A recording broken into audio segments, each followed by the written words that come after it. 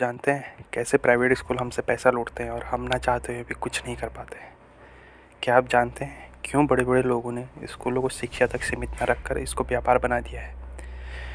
और क्या आप जानते हैं क्या हमारे सरकारी स्कूलों की शिक्षा इन प्राइवेट स्कूलों से बेहतर है? यही सब जानने के लिए बने रहें इस वीडियो में। आज हम बात करेंगे हमारे एजुकेशन सिस्टम की। ना चाहते हुए भी आजकल हर पेरेंट्स इससे गुजर रहा है। आपने खुद ही देखा होगा, आजकल सोशल मीडिया में हर तरफ दुकानों के आगे किताबों के लिए लंबी लंबी लाइनें दिख जाती हैं। और ये दुकानें भी कुछ चुनिंदा दुकानें होती हैं जो हमारे बच्चों के स्कूल मैनेजमेंट खुद डिसाइड करता है, क्योंकि उन्हें यहाँ से एक अच्छा खासा मुनाफा मिल जाता है। अब आप देख लीजिए, स्कूल जब चाहे छड़ी घुमा के आपसे पैसे निकलवा सकता है। बस उसे ड्रेस ही चेंज करनी होती है और वो एक बड़ा कट देने वाली कंपनी खड़ी रहती है आगे, जो ड्रेस लेके उन्हें एक अच्छा खासा कट देती है।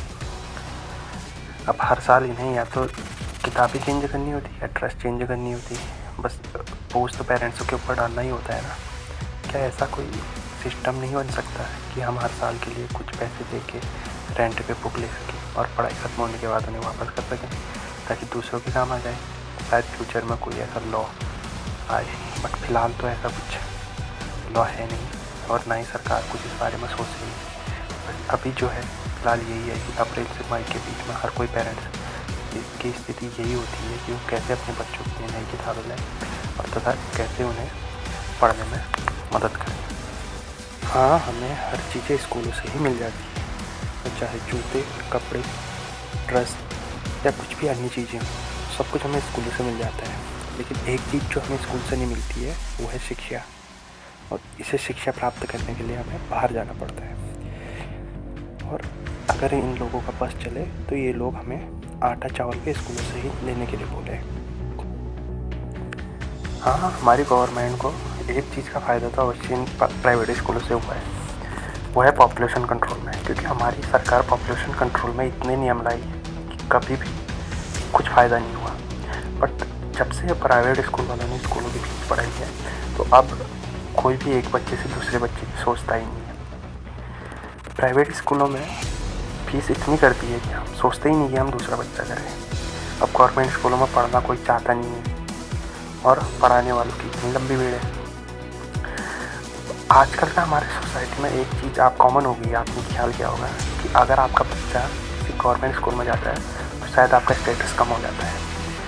अगर कभी यही चीज़ अगर आप देखें प्राइवेट स्कूलों में, तो अगर आपका बच्चा प्राइवेट स्कूलों में पढ़ रहा है तो शायद आप कहीं ना कहीं अपने आप को उस स्टेटस में डाल पाते हैं जो जिस स्टेटस में आप रहते हैं। शायद मेंटलिटी हमारी इस तरह की हो गई है।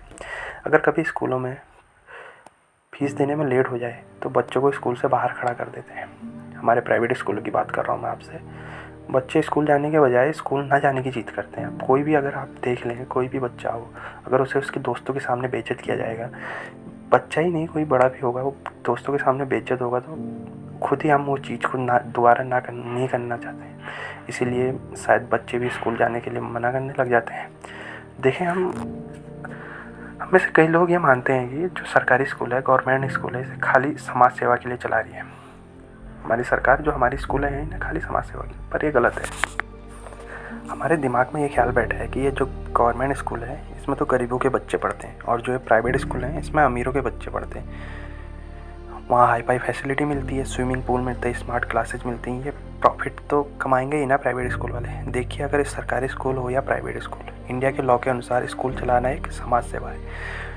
कोई एक रुपया भी कमा के अपने घर नहीं ले जा सकता, भले ही प्राइवेट स्कूल कितनी अच्छी फैसिलिटी क्यों ना दे। स्कूल का पैसा बस स्कूल में ही यूज होना चाहिए।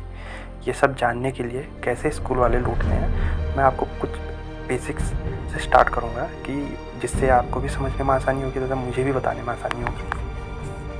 हमारे देश में कोई भी प्राइवेट स्कूल स्टार्ट करना इतना आसान नहीं है जितना हम समझते हैं। अगर इंडिया में आपको प्राइवेट स्कूल खोलना है तो सबसे पहले RTE एक्ट 2009 के हिसाब से या तो नॉन प्रॉफिट सोसाइटी या ट्रस्ट या कंपनीज एक्ट 2013 के सेक्शन 8 के तहत नॉन प्रॉफिट एंटिटी डालें।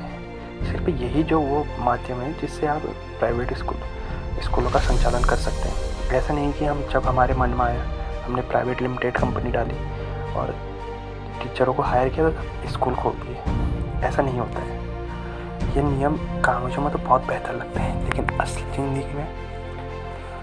ज़िंदगी में शायद ही ये नियम फॉलो क्रम में आज के डेट में टेक्स्ट चोरी करना, ब्लैक को वाइट करते हैं, कितना आसान है हम सभी चुप रहते हैं। तथा कुछ टीचर होते हैं जो इसके साथ मिल जाते हैं। तो आप अपने जो आपके दोस्त होगा, कोई गवर्नमेंट स्कूल में दोस्त होगा, कोई प्राइवेट स्कूल में टीचर दोस्त होगा, तो आप ज़रा एक बार उनसे पूछिएगा कि उनकी सैलरी क्या वो गवर्नमेंट स्कूल के बराबरी में दी जाती है, उनसे कम दी जाती है। क्योंकि जॉइनिंग के टाइम पे शायद प्राइवेट स्कूल वालों से कुछ चेकबुक साइन करा के रख ली जाती है। कुछ स्कूलों में होता होगा शायद ये, बट जो भी है क्लियर नहीं है। लेकिन कुछ जगह ऐसा मामला आया है सामने कि टीचरों को ज़्यादा सैलरी दिखाते हैं बट उन्हें उतना पैसा मिलता नहीं है। अच्छा, एक हिंदुस्तान टाइम्स की रिपोर्ट सामने आई थी, इसमें एक टीचर थी, उनकी ऑन पेपर जो सैलरी थी वो 28,500 थी, बट उन्हें एक्चुअल में जो सैलरी मिली थी वो 6,000 थी। अब ये 6,000 में कोई कैसे घर चलाएगा, आप खुद देखिए। टीचर सुबह से शाम तक काम करते हैं, 1 घंटा भी नहीं मिलता है इन्हें अपने आप को कि अपडेट कर सकें, लाइब्रेरी में बैठ के कुछ अपडेट कर ले, कुछ अपग्रेड कर ले अपने आप को। बट ये सुबह से शाम तक काम करते हैं, और वो काम करते हैं जिसके लिए प्राइवेट वालों को अलग स्टाफ रखना पड़ता है, बट सारा काम ही नहीं सिखाया जाता है। बट इसी के साथ फिर कुछ टीचर ऐसे होते हैं कि जो अपनी प्राइवेट कोचिंग सेंटर खोल लेते हैं स्कूल के साथ। अब आप मुझे एक बात बताइए, आप पूरे दिन स्कूल में रहते हैं, आप वही चीज़ आप स्कूल में पढ़ाते हैं, वो स्टूडेंट की समझ में नहीं आती है। और वही चीज़ अगर स्कूल से बाहर आप अपने कोचिंग सेंटर में पढ़ाएं, वो एकदम स्कूल स्टूडेंट समझ जाता है। ऐसा तो होता नहीं है ना। तो टीचरों का जो मन होता है वो स्कूल में पढ़ाने में कम लगता है, क्योंकि सैलरी हिसाब से, और उसके बाद वो इनडायरेक्टली बच्चों को फोर्स करते हैं उनके कोचिंग में आने के लिए।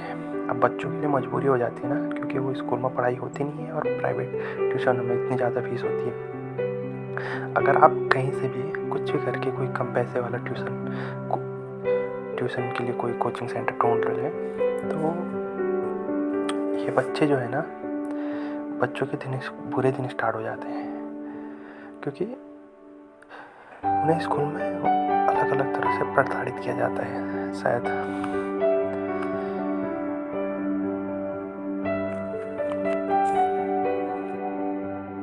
साथ ही एक चीज़ और है, अगर आपका बच्चा अच्छा करे तो ये सब स्कूल की जिम्मेदारी है, और साथ ही अगर आपका बच्चा गंदा करे तो ये स्कूल की जिम्मेदारी नहीं होती, ये होती है पेरेंट्स की जिम्मेदारी है। स्कूल आपसे बस यही बोलेगा कि बच्चा पढ़ने में अच्छा है पर ध्यान नहीं देता, और पेरेंट्स यही सोच के चले जाते हैं।